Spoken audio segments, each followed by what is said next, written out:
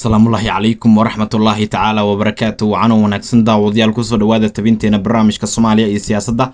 habeen walba xiliyadan oo kale ayaan idiin soo gudbinaa alaab waxaynu kusoo qaadanaa xaaladaha xasaasiga ah ee siyaasadda gudaha dalka iyo dibaddaba. qodobada caawa barnaamijka aad kaga bogan doontaan ayaa waxaa ka mid ah xogtii ugu dambeysay dagaal siyaasadeed dib uga dhex qarxay lafta gareen iyo ra-iisul wasaare maxamed xuseen rooble. haddaba muxuu salka ku hayaa? barnaamijka ayaan kuugu soo gudbin doonaa. sidoo kale barnaamijka soomaaliya iyo siyaasadda waxaynu ku eegi doonaa wararkii ugu dambeeyey ee la xiriira qorshihii nabad iyo nolol ay u diyaariyeen cabdicasiis lafta gareen oo dhinaca kale ka fashilmay kadib markii taliya shub maanta uu qaatay shahaadadiisa caddaynaysa inuu yahay musharax xildhibaan. haddaba ogow, waa sodoga lafta gareen. maxaa isbedelay? ma kala dhantaalmay qorshihii villa soomaaliya ay wadeen mise weli rajo kale ayay leeyihiin? waan isdul taagi doonaa. madaxweyne farmaajo ma wuxuu u xibsiibtay in awoodda siyaasadeed ee beelaha daarood iyo hawiye uu hoos u dhigo, mise waxa uu diyaarinayaa qorshayaal kale oo siyaasadeed? muran aad u xoogan ayaa ka taagan qaar ka mid a iskudayada madaxweyne farmaajo uu ka bilaabay qaybo ka mid ah gudaha dalka ka hor doorashada madaxweyne inta aan la aadin.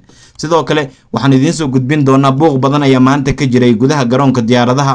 shirkadaha diyaaradaha qaarkood mas-uuliyiintooda ayaa lagu xiray garoonka diyaaradaha kadib shir ay la galeen wasiirka gaadiidka oo halkaasi ku fashilmay.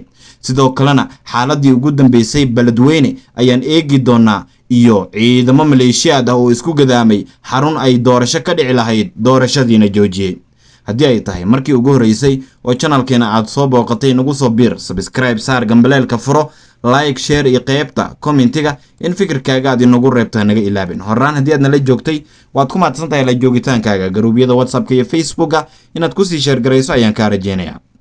waa habeennimo ay sii baxayso isniin, talaado ayaa soo gelaysa. taariikhduna waxa ay ku astaysan tahay 14 bisha maarso sanadka 2022. waxaan u gudagalaynaa qaybaha hore ee barnaamijkeena.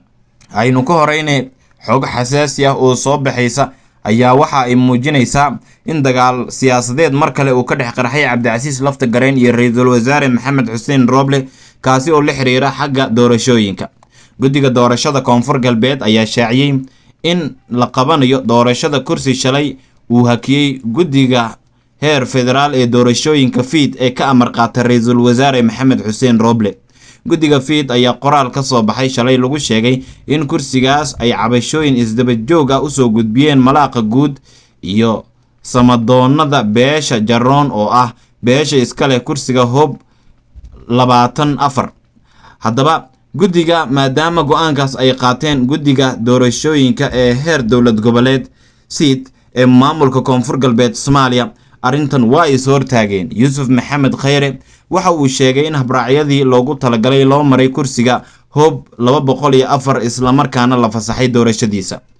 xubnaha fiid ku qoran koonfur galbeed soomaaliya, hubinta, kormeeridda iyo fulinta heshiisyada 17 sebtembar iyo habraacyada doorashada waxay caddeynayaan in loo maray sida uu dhigayo habraaca doorashada golaha shacabka. sidaa awgeedna waxaa la fasaxay doorashadaas in la qaban karo ay yidhaahdeen. sidoo kale qoraalka ka soo baxay guddigaas ayaa waxaa lagu sheegay in reerka kursiga iska leh aysan wax dhibaato ah qabin, islamarkaana guddiga xulista ay la shaqaynayaan, doorashadana ay dhacayso. lama oga in kor loo hayn doono natiijadan si la mid a kuraas badan oo horey kor loogu hayay oo uu ku jiro kursigii uu ku guulaystay fahad yaasiin xaaji daahir oo ilaa iminka natiijadiisa aan la shaacin. dhinaca kale, qorshe villa soomaaliya ay u diyaarisay cabdicasiis lafta gareen oo ahaa in uu noqdo guddoomiyaha cusub ee baarlamaanka ayaa daaqada ka baxay kadib markii maanta shahaadadiisa musharaxnimo ee xildhibaan uu qaatay taliya shuub oo ahaa taliyaha ciidanka asluubta oo islamarkaana ah sodoga cabdicasiis xasan maxamed lafta gareen. taliyaha ciidamada asluubta soomaaliyeed jenaraal mahad cabdiraxmaan aadan taliya shub ayaa maanta ka dhaweeyey musharaxnimadiisa golaha shacabka soomaaliya, isagoo isku soo taagay kursiga tirsigiisu yahay hoob 172. mahad cabdiraxmaan aadan ayaa qaatay shahaadadiisa musharaxnimada isaga oo ka guddoomay guddiga siid ee koonfur galbeed. guddiga hirgelinta doorashooyinka ee siid ee maamulka koonfur galbeed soomaaliya waxay xaqiijiyeen inuu yahay musharax sharuudihii looga baahnaa ka soo baxay. taliyaha ciidamada asluubta ayaa maalmihii u dambeeyey aad loo hadalhayay in loo wado golaha shacabka Soomaaliya isagoo taageero ka helayay Villa Soomaaliya iyo lafta gareenba.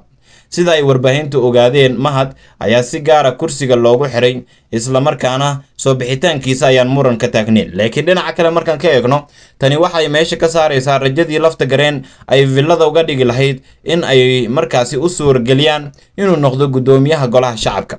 Cabdicasiis ayaa qorshuhu ahaa maalmihii ugu dambeeyayna lagu cadaadinayay in kursigan uu soo qaato isla markaana gudoomiyaha golaha shacabka uu isku soo sharxo, iyaguna dhaqaale hiil iyo howlba ay la garab taagan yihiin. laakiin lafta gareen ayaa la sheegay inuu ka dhaga adeegayay, markii dambena arrintan uu aqbalay. laakiin hadda haddii sodogiis uu qaatay kursigaasi, waxay u eg tahay in lafta gareen uusan awood kale u yeelan doonin inuu usoo tartamo baarlamaanka 11aad ee Soomaaliya in uu ka mid noqdo. madaxweyne Farmaajo waxa uu wadaa qorshe hoos loogu dhigayo awoodda siyaasadeed ee beelaha Hawiye iyo Daarood, iyadoo qorshahan maanta uun lagu baraarugay kadib markii wasiirkii hore ee wasaaradda warfaafinta Maxamed Cabdi Xayir Maareeye uu ka dhawaajiyay in xubno ku mideysnaa in shir lagu qabto magaalada Baydhabo ayna ka qayb galaan dad ka soo jeeda Somaliland iyo dad ka soo jeeda Koonfur Galbeed ay fashilinayaan isla shirki. lafta gareen waxbuu ka ogaa qorshahan, laakiin waxaa lagu eedeynayaa inuu isagu ka mid yahay dadka docfaruurka ku riday shirka.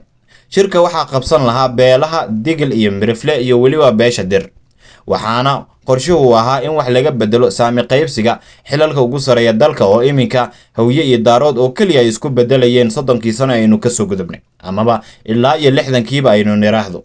haddaba qorshahan ayaa la sheegay in madaxweyne Farmaajo laba ujeedo uga gol yeelan karo. midda koowaad inay tahay in aysan sii socon in dalka uu u lugu xirnaado labadan beelood siyaasiyiinta ka imaanaya oo kaliya, isla markaana isbedel loo baahan yahay siyaasadda in lagala kulmo. waxaana muuqanaysa in madaxweyne Farmaajo uusan u aabayeelin cid kasta oo isku dayaysa in labadan beelood madaxood ay ku helaan ra'iisul wasaare ama madaxweyne. midda labaad ayaa la sheegay in Farmaajo uu arrintan uga gol leeyahay in shacabka uu muujiyo inuu yahay nin daacad ah, isla markaana ogol Soomaali siman oo diidan in Soomaalidu la yiraahdo 4.5 ayaa tihiin. dad waxa uu go'aan gudoomiyaha baarlamaanka, dad waxa uu go'aan madaxweynaha, dadna ra'iisul wasaaraha. wixii ka soo harana inta soo hartay ay qaadan doonaan. dad badan ayaa durbadiiba baraha bulshada ku taageeraya madaxweyne Farmaajo qorshihiisa, laakiin siyaasiyiin uu ku jiro madaxweynihii hore ee maamulka Hirshabelle Cali Cabdullaahi Cusuble ayaa tilmaamay in Maareeye arrintan uu ku fududaaday, isla markaana gorgortankan siyaasadeed ee noocaana isaga aysan u oolin oo madaxweynaha Somaliland iyo dadka la midka ah ay gali karaan. wuxuuna ku tilmaamay Soomaaliya culayska iminka haysta inuusan uga sii darin oo Soomaaliya khatar xoogan iminka ay ku jirto. buuq badan ayaa maanta waxa uu ka tagnaa gudaha garoonka diyaaradaha aadan cadde ee magaalada Muqdisho kadib markii shir halkaas ka socday uu fashilmay, waxaana goobjoog ka ahaa shirka wasiirka gaadiidka iyo duulista hawada, iyadoo sidoo kale la sheegay mas'uuliyiin ka tirsan shirkadaha diyaaradaha in xabsiga loo taxaabay. waxaa khilaaf uu soo kala dhex galay wasaaradda duulista hawada Soomaaliya iyo qaar ka mid ah hoggaanka shirkadaha diyaaradaha ee ka howlgala gudaha dalka. ciidamada amniga ee ka howlgala garoonka diyaaradaha Muqdisho ayaa xabsiga u taxaabay madaxda shirkadaha duulimaadyada ee halkaas shirka uga socday, qaarkood kuwa oo ka dhaga adeegay go'aan wasiirka uu soo saaray.